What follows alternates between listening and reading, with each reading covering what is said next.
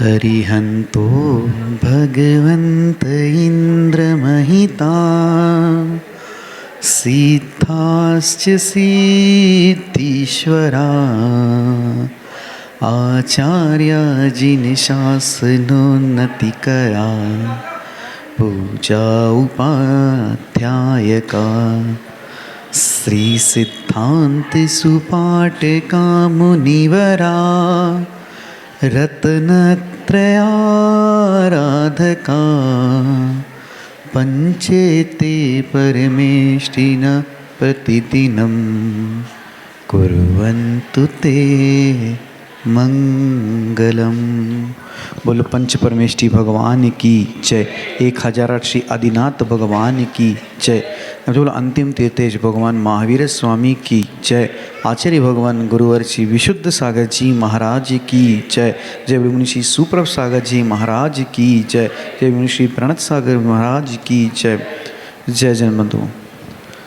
बहुचर्चित कार्यक्रम समीचीन विकल्पों का सम्यक समाधान में आप सभी का स्वागत करता हूँ। उमा स्वामी महाराज तत्वाद सूत्र जी में कहते हैं परस्पर जीवानाम, और वही सूत्र जैन सिंबल माने जाने वाले उस सिंबल पे अंकित किया गया है। तो क्या है उसका अर्थ? उसका अर्थ यह है कि एक जीव द्रव्य दूसरे जीव द्रव्य का उपकार करता है, और हम एक कैसे जीव द्रव्य हैं जो किसी का उपकार नहीं करना चाहते। जो आप इस चैनल के माध्यम से इस कार्यक्रम का लाभ ले रहे हैं, सम्यक समाधान का लाभ ले रहे हैं, क्या आप लोग यह किसी दूसरे जीव को उपकार के द्वारा बता नहीं सकते कि सम्यक समाधान आपके लिए भी परम उपकारी कार्यक्रम है? उस कार्यक्रम के दौरान जो सवाल आते हैं, देश विदेश के लोगों के मन में उठने विकल्पों का जो समाधान मिलता है, वह अप्रतिम समाधान उन सभी जीवों के लिए कल्याणकारी है। क्या आप यह मैसेज, यह चिंतन पहुंचा नहीं सकते? ज़रूर पहुंचाना चाहिए आप लोगों को। आप लोग ऐसे ही सवाल पूछते रहे, हम लोग मोनिश्री के माध्यम से इस कार्यक्रम के द्वारा इस सवालों का जवाब, समीचीन विकल्पों का सम्यक समाधान आप लोगों तक पहुंचाते रहेंगे। और एक विशेष सूचना, आज से 21 तारीख से सुविशुद्ध ज्ञान धारा कार्यक्रम का पुनर्जीवन किया जाएगा, पुनः शुरू जाएगी।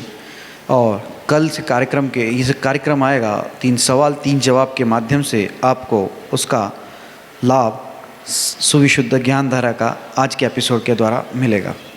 मुनिश्री के चरणों में मैं बार बार नमोस्तु करता हूँ एवं मुनिश्री प्रणत सागर जी महाराज को यह विनय करता हूँ कि हे स्वामी, आप इस कार्यक्रम को गति प्रदान करते हुए संचालित करें। नमोस्तु नमोस्तु नमोस्तु।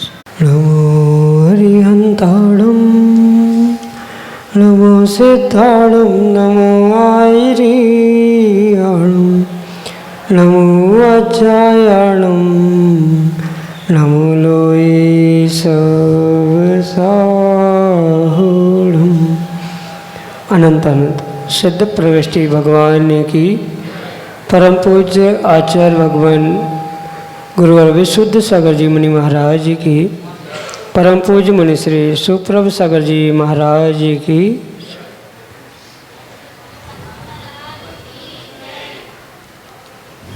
समीचीन विकल्पों का सम्यक समाधान, सम्यक ज्ञान की वह अनूठी विधा जिसके माध्यम से हम सभी अपने अंतरंग में उठने वाले उन अनेकानेक समीचीन विकल्पों का सम्यक समाधान परम पूज्य मुनि श्री सुप्रभ सागर जी महाराज के मुखारविंद से प्रतिदिन प्राप्त कर रहे हैं।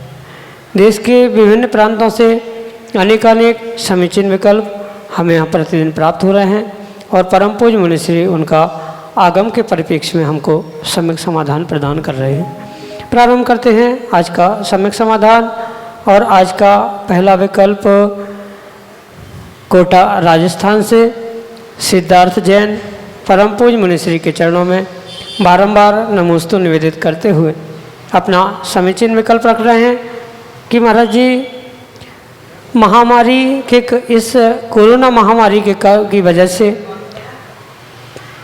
मंदिर में पूजन सामग्री की व्यवस्था कमेटी की तरफ से नहीं है।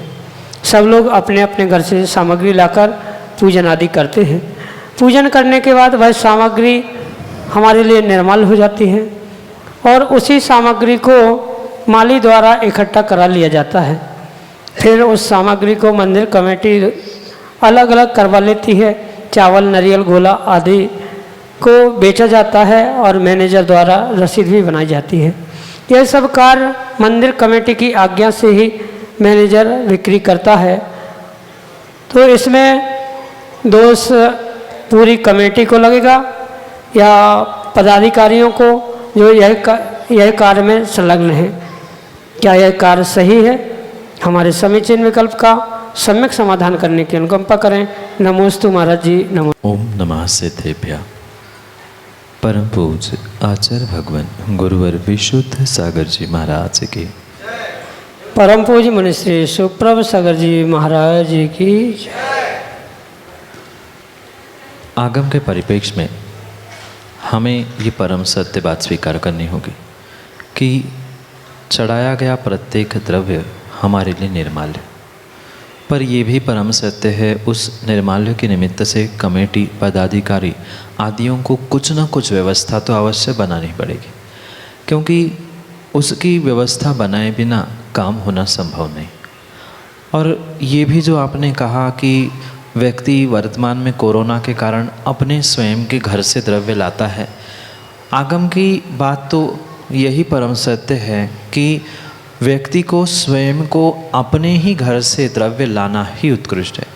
ये वर्तमान में प्रारंभ की गई व्यवस्था है कि मंदिर में ही द्रव्य रखी रहती है, एक साथ पुजारी उसको धो के व्यवस्थित थाली आदि लगा के रखता है, पर वास्तविकता यही है कि प्रत्येक श्रावक को अपनी स्वयं की ही सामग्री द्रव्य लानी चाहिए और अपनी ही द्रव्य सामग्री को स्वयं ही प्राशुक शुद्ध आदि करते हुए उसका ही प्रयोग अपनी पूजा आदि के लिए करना चाहिए। पर वह वर्तमान की व्यवस्था ऐसी बनी थी कि सामूहिक रूप से द्रव्य धुल रहा था। ये सब कुछ मात्र वर्तमान की व्यवस्था थी, आगम तो अपनी ही द्रव्य की बात कहते। और साथ में ये मैं भी कहना चाहता हूँ कि जो निर्माल्य वस्तु थी यानी चढ़ाई हुई सामग्री थी, वह परिपूर्ण रूप से वह जो व्यक्ति चढ़ा रहा है उसके लिए निर्माल्य है और वह कमेटी आदि आदि के निमित्त से एक व्यवस्था के नाते उन्हें कुछ न कुछ व्यवस्था बनाने आवश्यक है। तो वह जिम्मेदारी कमेटी की, पदाधिकारी आदि आदि की होने के कारण से वह उनका निर्णय ही तात्कालिक उस क्षेत्रीय परंपरा आदि को देखकर ही समझने की आवश्यकता। पर आगम में ये भी कभी कहीं नहीं लिखा है कि उस द्रव्य को बेचकर उसके पैसे पुनः मंदिर आदि में लगाएंगे तो वह पुनः निर्माल्य को ही हम मंदिर में लगा रहे हैं। उस द्रव्य को किसी माली, किसी अन्य व्यक्ति को देना ये तो फिर भी समझ में आता है, पर उसको बेचते हुए जो उसके निमित्त से पैसे आदि लेने की जो भावना है या पुनः उसको बेचने से यानी श्रीफल, भेला आदि बेचने से पुनः अगर पैसे इकट्ठे करके इसका प्रयोग मंदिर आदि में किया जा रहा है तो वह परिपूर्ण रूप से दोषपूर्ण ही है, पाप का ही कार्य है। चढ़ाने वाले श्रावक ने जैसे निर्माल्य को छोड़ दिया था, ऐसे ही उस कमेटी के मेंबर या पदाधिकारी आदियों को भी यही निर्णय करने की आवश्यकता है कि जैसी व्यवस्था पुराने ज़माने में चलती थी कि मंदिर का जो माली होता है उसके नाम से ही वह सामग्री होती है, वह उसको ले जाता था। ऐसी अगर व्यवस्था हो तो वह उत्कृष्ट है, पर आगम के परिप्रेक्ष्य में उसे बेचकर उसका प्रयोग पुनः मंदिर आदि के लिए या मंदिर कार्यों के लिए करना किंचित भी उचित नहीं है। इसलिए श्रेष्ठ कार्य माली आदि को जो पूर्व परंपरा चलती थी उस अनुसार माली को ही देना व्यवस्था के रूप में आवश्यक है, पर अन्य कोई भी व्यवस्था आगम के परिप्रेक्ष्य में सत्य नहीं है। यही आपके लिए सम्यक समझ। अगले समीचीन विकल्प के लिए हमारे सामने हैं जबलपुर मध्य प्रदेश से प्राची जैन अपने समीचीन विकल्प के साथ। हे गुरुदेव, नमोस्तु नमोस्तु नमोस्तु। मेरा प्रश्न ये है कि जब हमारे जीवन में विपरीत परिस्थितियाँ होती हैं तो उनसे हम कैसे निकलें, उस समय कैसे हम पॉजिटिव रहें। जीवन का दूसरा नाम ही संघर्ष है या जीवन का दूसरा पहलू ही संघर्ष है। जो व्यक्ति परिस्थितियों के साथ संघर्ष करते हुए अपने मन स्थिति को व्यवस्थित रखता है वो ही जीवन में सफल होता है। ऐसा नहीं है कि किसी के भी जीवन में विपरीत परिस्थितियाँ आती नहीं है, ऐसा नहीं है। जैसे साक्षात रामचंद्र जी से सीता थी, ऐसे महापुरुषों के जीवन में भी बहुत बड़े बड़े संघर्ष और बहुत विपरीत परिस्थितियों को उनको भी सामना करा, पर उन विपरीत परिस्थितियों में उन्होंने अपने भीतर के धैर्य को नहीं खोया, इसलिए वे आज महापुरुष बने। और बिल्कुल वैसी ही विपरीत परिस्थितियाँ कई सारे जीवों पर आज भी आती है, पर अंतर इतना है कि वह उन विपरीत परिस्थिति में अपनी मनस्थिति को विपरीत कर देते हैं, अपने आप को नेगेटिव कर लेते हैं और उम्मीद हार कर जीवन का अंत करने की ओर बढ़ जाते। ऐसे समय में जिन्होंने उन विपरीत परिस्थितियों से जूझते हुए अपने आप को धैर्य के साथ, पॉजिटिविटी के साथ, अपने ही गलती का एहसास करते हुए उनका सामना किया है, वो ही जीवन में महापुरुष बने हैं। और भले ही वर्तमान में महापुरुष नहीं बने, आज वर्तमान में भी आप देख लेना, भौतिक जगत में हो या लौकिक पारलौकिक जगत में भी हो, वही जीव ऊंचाई को प्राप्त करता है जिसके जीवन में अधिक विपरीतता। आप ये भी बात समझना, 24 तीर्थंकर भगवान के में भी अगर सबसे अधिक प्रिय या सबसे अधिक पूजने वाले कोई भगवान है तो वे पारसनाथ भगवान हैं, जिनके जीवन में कितनी सारी विपरीतता और कितना उपसर्ग घनघोर उनने सहन किया। उन्होंने उस उपसर्ग विपरीतता को सहजता से स्वीकार किया, अपने पूर्व जन्म के कर्म का नियोग मानते हुए, इसलिए आज वह इतने विशेष पूज्यता को प्राप्त।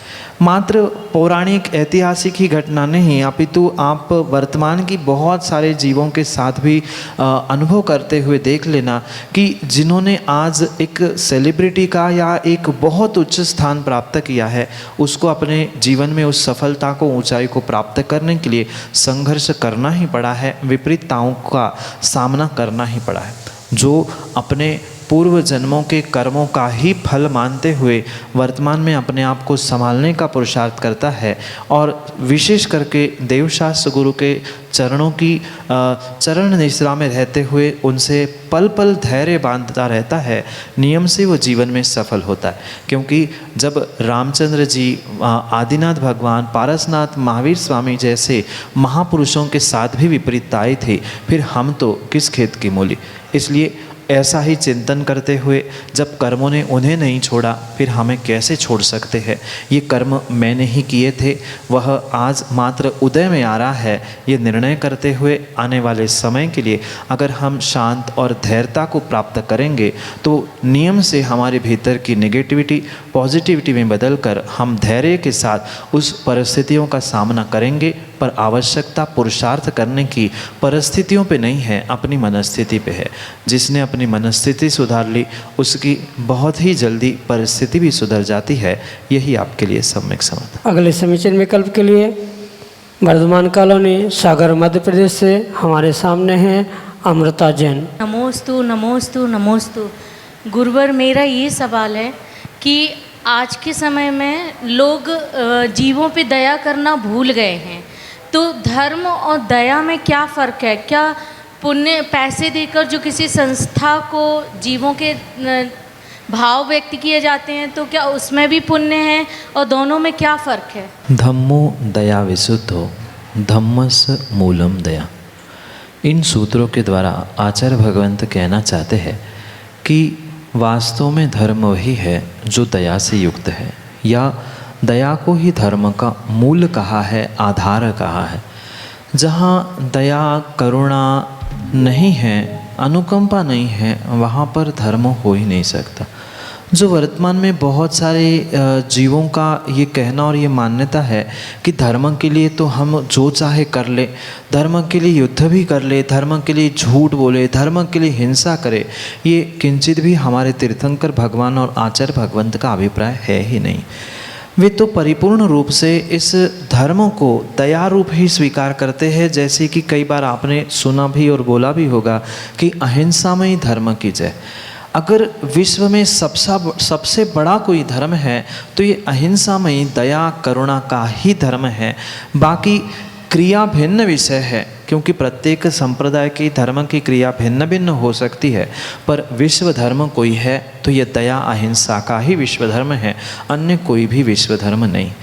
ऐसी दया आदि करने वाली संस्था को मात्र पैसे देने से हमारे धर्म का पालन हो ज़रूरी नहीं है। अगर हम दया को, करुणा को अपने हृदय में धारण नहीं कर पा रहे हैं और मात्र पैसे है हमारे पास, हमने किसी ऐसी संस्था को दे दिया जहाँ पशुओं पे दया की जाती है, इंसानों पे दया की जाती है, तो ये वास्तव में धर्म नहीं है। बहुत सारे जीव यही सोचते हैं किसी अनाथाश्रम में, वृद्धाश्रम में हम पैसे दे देंगे तो हमारा काम हो जाएगा। ऐसा नहीं है, क्योंकि जो आपने वृद्धाश्रम में पैसे दिए थे और घर की माता पिता को आप नहीं संभाल पा रहे हो और वहाँ दान में दे रहे हो, तो वह दया नहीं आए। किंचित भी उसे दया धर्म नहीं स्वीकार किया। दया तो वो होती है जो प्रत्येक जीवों के प्रति होती है, और उस दया को, करुणा को किसी भी प्रकार से पैसे, धन, संपत्ति आदि में तोला नहीं जा सकता। दया तो भीतर की परिणति थी, और उस दया के कारण से हम सहयोग कर सकते हैं, दान कर सकते हैं, यह भिन्न विषय है। पर मात्र पैसे आदि चुकाने से, पैसे आदि देने से किंचित भी किसी भी प्रकार से दया हो ज़रूरी नहीं है।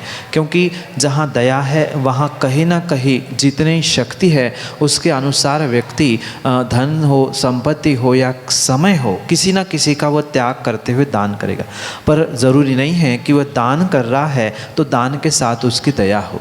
दान करते समय मान, सम्मान, प्रतिष्ठा आदि आदि का भी विकल्प हो सकता है, पर इन विकल्पों से रहित होकर जो धर्म का मूल कहा है, जिसे धर्म का आधार कहा है, ऐसी दया को ही हमें प्राप्त करने की आवश्यकता है। और दया भी ऐसी नहीं कि किसी विशिष्ट जीवों पर हो। परिपूर्ण रूप से जितने जितने संसारी जीव हैं उन सभी संसारी जीवों के प्रति जो हमारी करुणा और दया, अनुकंपा है, वास्तव में वही दया कही है, जिसका दिखावा नहीं है। भीतर से उर से करुणा स्रोत बहे। ये उर से जो हमारा करुणा दया का परिणाम चल रहा है वही दया है, और उसे ही धर्म कहा है।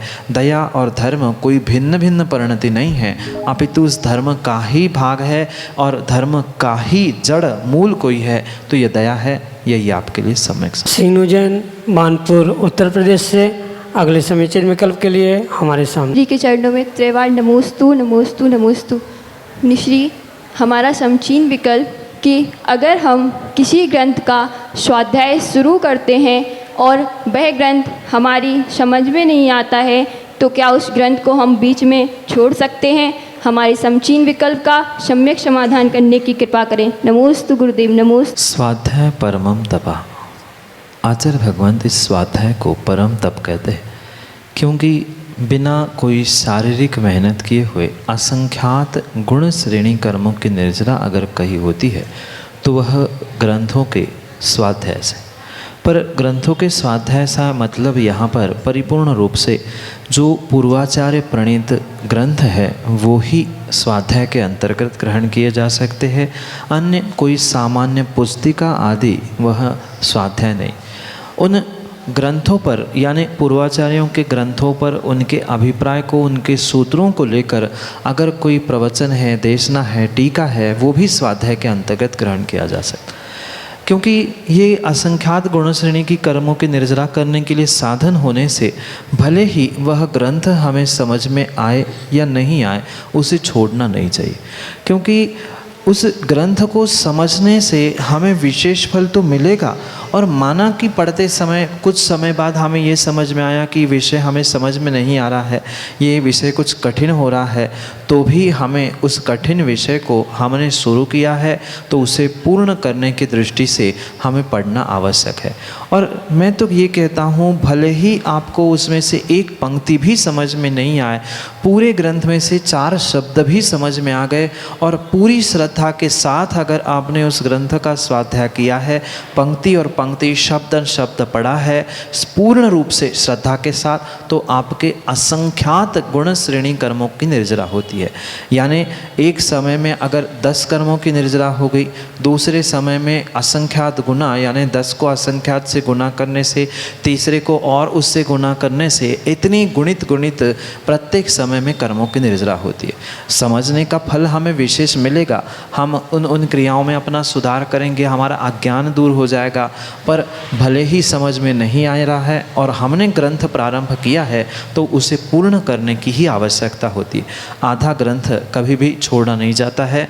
भले ही हमें समझ में नहीं आए, उसको पढ़ना चाहिए और पढ़ते रहो तो हो सकता है एक बार पढ़ने से नहीं समझ में आया, दोबारा पढ़ने का मन हुआ, कुछ उसमें ऐसा हमें पढ़ने में आया कि हमें पुनः उसको पढ़ने की इच्छा हुई तो हम दोबारा पढ़ेंगे तो और कुछ समझ में आएगा। ज़रूरी नहीं है क्योंकि आज तक हमने बहुत सारी बाहर की बातें पढ़ने का और सुनने का, समझने का तो प्रयास किया और वो बातें हमें बहुत जल्दी समझ में हुई आती, पर ग्रंथों का, पूर्वाचार्यों के सूत्रों का हमने अध्ययन नहीं किया होने से वह विषय ज़रूरी नहीं है कि हमें जल्दी जल्दी समझ में आए। इसलिए जब तक समझ में नहीं आए तब तक पढ़े, और माना कि दोबारा नहीं भी पढ़ना है तो भी कम से कम शुरू किया हुआ ग्रंथ एक बार तो पूर्ण करना ही चाहिए।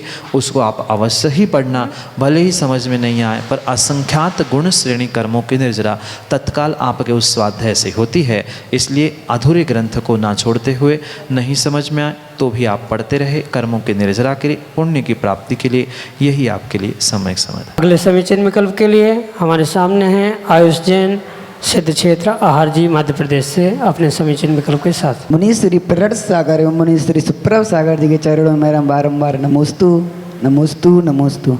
मुनि श्री जी, मेरा आपसे ये विकल्प है कि जो आप प्रवचन के लास्ट में वह कभी भी बोलते हैं कि समय पर किया गया कार्य समय को ही दिलाता है, तो मुनि श्री जी इसका अर्थ क्या है? कृपया इस समीचीन विकल्प का समाधान कीजिए। नमोस्तु महाराज। एक शब्द के अनेक अर्थ हुआ करते हैं। जो समय का एक ही अर्थ हमने समझा है उसका अर्थ काल है, पर समय का मात्र अर्थ काल नहीं है, टाइम नहीं है, अपितु समय का अर्थ आत्मा भी है और समय का अर्थ जिनवाणी भी है। जो यह वाक्य बार बार आपने सुना है कि समय पे किया गया काम समय को दिलाता है, तो पहला जो समय है वह कालवाचक है, वह टाइम के लिए बताया है कि अगर हमने टाइम मैनेजमेंट करते हुए प्रत्येक कार्य समय पे किया है, यानी जो जिसका काल कहा है, चाहे श्रावक की अपेक्षा से हो, साधु की अपेक्षा से हो, जो जो आगम में आचार्य भगवान ने सबके लिए व्यवस्था टाइम मैनेजमेंट बताया है, उस टाइम मैनेजमेंट के अनुसार अगर हम समय की व्यवस्था, काल की व्यवस्था को समझते हुए काम करेंगे तो नियम से हम समय यानी आत्मा को, समय यानी आगम को प्राप्त करते। अगर पहले शब्द का अर्थ हमने समय यानी जिनवाणी, आगम अर्थ किया तो वह भी इसी प्रकार से समझने योग्य होगा कि जो हम समय पर यानी आगम के अनुसार जो जो कार्य करते हैं वह हमारा आगम पे किया गया प्रत्येक कार्य हमें समय यानी आत्मा को दिलाने वाला हो सकता है। इसलिए हम अपने जीवन में प्रत्येक कार्य समय पर ही करें। समय से पहले और समय के बाद में ज़रूरी नहीं है कि हम उस कार्यों में सिद्धि प्राप्त करें या उस कार्य में सफल हो जाए, क्योंकि आप ये बहुत अच्छे से जानते होंगे कि किसान भी होता है वह प्रत्येक महीने खेती नहीं करता है, उसका भी निर्धारित समय होता है। आप विद्यार्थी हो, पढ़ाई का भी एक निर्धारित समय होता है। परीक्षा के बाद आप 2 महीने पढ़ लेना वो कोई काम का नहीं है, पर परीक्षा के पहले 1 महीना भी हमारा पढ़ना काम का होता है। इसलिए ये बार बार इंगित किया जाता है इस सूत्र के द्वारा कि समय पे किया गया काम, यानी अगर हम टाइमली मैनेज करेंगे अपने आप को तो वह हमारे लिए समय यानी आत्मा, समय यानी आगम, समय यानी सिद्धि, इन सबको देने वाला हो सकता है। इसलिए अपने जीवन में समय की कीमत करते हुए, समय यानी काल की कीमत करते हुए, समय यानी आत्मा की कीमत करते हुए, समय यानी आगम की कीमत करते हुए अगर हमने प्रत्येक समय को समझा है, तीनों समय को समझा है, तो जीवन में अवश्य ही सफल हो सकते हैं। इसलिए ये सूत्र कई बार दोहराया जाता है और प्रवचन के अंत में भी मैं सबको इसीलिए इंगित करता हूँ क्योंकि समय पर किया गया काम समय को दिलाता है। बोली भगवान महावीर स्वामी। योगेश कर्णिण वासी महाराष्ट्र से, अगले समीचीन विकल्प के साथ हमारे सामने। दो ही मुनिराज को कोटि कोटि नमन। मुनिवर, मंदिर जी में हमारे क्षेत्रपाल जी है, पहले थे अभी भी है, पर मुनिराजों ने कोई मुनिराज उन्हें निकालना है तो उस वजह से निकाले। और डर की वजह से कोई श्रावकों ने उन्हें और स्थापित कर दिया। तो उन श्रावकों को या समाज वाले को या सभी को क्या दोष लगे, हमारा तो यही सम्यक समाधान। शासन रक्षक देवी देवताओं के विषय में बहुत सारे जीवों के भीतर बहुत सारे लोगों ने भ्रम उत्पन्न किया, जबकि उनका अस्तित्व होता है। उनके विषय में कौन किसका शासन रक्षक देवक है, कौन कहाँ है आदि सब कुछ व्याख्यान हमारे प्राचीन आचार्यों के प्राचीन मूल ग्रंथों में प्राप्त होता है। उन्हें ना समझने के कारण वर्तमान में मात्र कुछ चंद जीवों का यह काम है, जिन्होंने लोगों के भीतर, जीवों के भीतर और व्यक्तियों के भीतर ना जाने कितने कितने प्रकार से भय और डर उत्पन्न करते हुए भ्रम को उत्पन्न किया है। ये आगम के परिप्रेक्ष्य में परम सत्य स्वीकार करना होगा। आज आपकी अपेक्षा से आपके जो पूर्वज थे वे किसी भी अपेक्षा से श्रेष्ठ थे, और पूर्वाचार्यों ने जब ग्रंथ में लिखा है तो हमें उनके अस्तित्व को स्वीकार करना चाहिए, क्योंकि कई जगह पर बिल्कुल उनको, उन देवी देवताओं को भगवान का रूप दिया गया है, कहीं तो बिल्कुल ही उनको उठाकर अलग ही कर दिया गया है। ये दोनों भी बातें परिपूर्ण रूप से गलत है। आगम में जिसको जैसा सम्मान कहा है, जिसका जैसा स्थान कहा है, उसको उसी प्रकार से स्वीकार करने की आवश्यकता है। जो शासन रक्षक देवी देवता है, उन शासक रक्षक देवी देवताओं को अपनी अपने तरीके से, उनको अपने प्रकार से मानना ही हमारे लिए सम्यक दर्शन है। अगर उनको हम स्वीकार नहीं कर रहे हैं, उनको अलग कर रहे हैं, फेंकवा रहे हैं, तो परिपूर्ण रूप से हमें वह मिथ्यात्व का दोष लगेगा, क्योंकि मिथ्यात वह कहलाता है जो जैसा है उसे वैसा नहीं मानना, और जो जैसा नहीं है उसको वैसा मानना ही मिथ्यात। जब वे चार निकाय के देवों की व्याख्या उमा स्वामी भगवान ने भी चौथे अध्याय में की है, देवास चतुर्निकाय करते हुए, तो हमें चार प्रकार के देवों को मानने के में क्या दिक्कत है। और ये भी कहा है जो सम्यक दर्शन के 25 गुण कहे गए हैं, उसमें 6 आयतनों की व्याख्या है। 6 आयतनों में सच्चे देव शास्त्र गुरु के साथ साथ सच्चे देव शास्त्र गुरु को मानने वाले सच्चे भक्तों को भी आयतन कहा है। और जो शासन की रक्षा करने वाले देवी देवता है, भगवान की पूर्व पर्यायों में रक्षा करने वाले, उनकी पर्याय में मिलने वाले, जैसे पद्मावती आदि है, वे अपने आप में एक आयतन है। तो जैसे आप एक धर्मात्मा के लिए सम्मान देते हो, जय जिनेंद्र आदि बोलते हुए, ऐसे उन्हें सम्मान देने में किंचित भी दोष नहीं। पर उन्हें अगर भगवान मान के भगवान की बराबरी से पूजा जा रहा है तो परिपूर्ण रूप से वह दोष है। जो जैसा है उसको उस हिसाब से समझते हुए हमें निर्णय करना होगा। इसलिए जो शासन रक्षक देवी देवता है, चाहे क्षेत्रपाल हो, पद्मावती हो, उनको भगवान मानकर नहीं पूजना, अपितु भगवान के रक्षक रूप में, भगवान के सहयोगी आयतन आदि के रूप में ही हमें स्वीकार करना होगा। इसलिए जो जहाँ जैसा है उसको वैसा ही रहने देना चाहिए। फेंकवाना या कुछ अन्य काम करना दोषपूर्ण है। जो भय से पुनः आपने जैसे कहा है कि आपके नगर में पुनः विराजमान किया है, ठीक है, विराजमान किया है, तो उन्हें अपने स्थान पर, यानी वे शासक रक्षक देवता है, तो उनको देवता ही मानकर, आयतन ही मानकर उनको सम्मान करना चाहिए। पर भगवान मानकर पूजा अभिषेक आदि करना यह मिथ्यात कहलाएगा।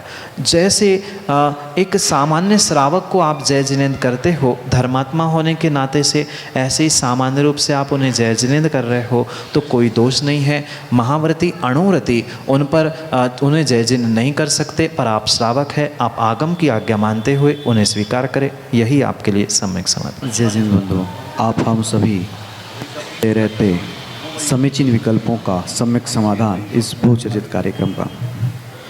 प्रतिदिन की भांति यह कार्यक्रम 5:13 पे YouTube चैनल सुप्रभ वाच के माध्यम से प्रसारित होता है, एवं शाम को 4 बजे पारस टीवी के माध्यम से यह कार्यक्रम का प्रसारण होता है। देश विदेशों के जो लोग हैं, उनके मन में अटले जो विकल्प है उसका समाधान इस कार्यक्रम के माध्यम से किया जाता है। आप सोच रहे होंगे कैसा कार्य किया जाता है। विकल्प हम तक पहुंचाया जाते हैं व्हाट्सएप के नंबर के द्वारा 8707548811।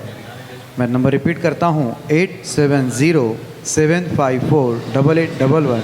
इस नंबर पे आप व्हाट्सएप मैसेज के द्वारा या ऑडियो मैसेज, टेक्स्ट मैसेज के द्वारा अपना विकल्प हम तक पहुंचा सकते हो। वह विकल्प मुनिश्री तक प्रेषित किया जाएगा और मुनिश्री के मुखारविंद से सम्यक समाधान हम लोग सब प्राप्त करेंगे। samyak.samadhan@gmail.com इस ईमेल आईडी पर भी आप अपना विकल्प हम तक पहुंचा सकते हो और अपने विकल्पों का समाधान प्राप्त कर सकते हो। मुनिश्री के प्रवचन प्रतिदिन शाम को 7:40 पे जिनवा टीवी के माध्यम से प्रसारित होते हैं एवं आप उस कार्यक्रम के माध्यम से मुनिश्री के प्रवचन का लाभ ले सकते हैं।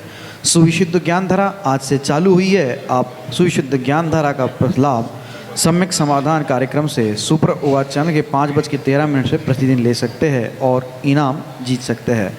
मैं मुनिश्री के चरणों में तीवार बार नमोस्तु करते हुए आज के इस सम्यक समाधान की बेला को यहीं पे विराम देता हूँ। नमोस्तु नमोस्तु नमोस्तु।